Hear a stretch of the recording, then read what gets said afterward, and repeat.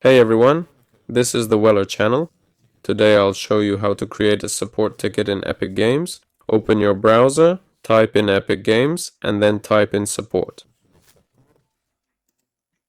Go ahead and open it. Type in problem here.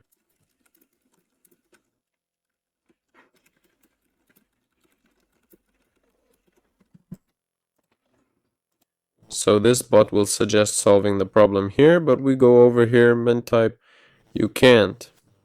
Yes, so we basically need to negotiate with the AI to let us create a ticket.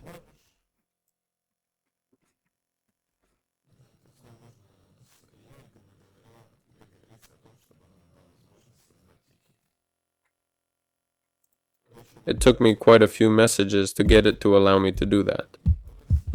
I typed that I want to create a ticket. It said it couldn't help me. I typed that it couldn't. I want to restore my friends list. I told it please ticket, and I told it that this doesn't work and I want to create a ticket. And now here's exactly what we need. Yep. Do I want to talk to a member of their team? I click yes. And then we click email ticket. Or you can continue chatting. And that's it. Now you'll communicate via email or in the chat. This was Weller. See you later.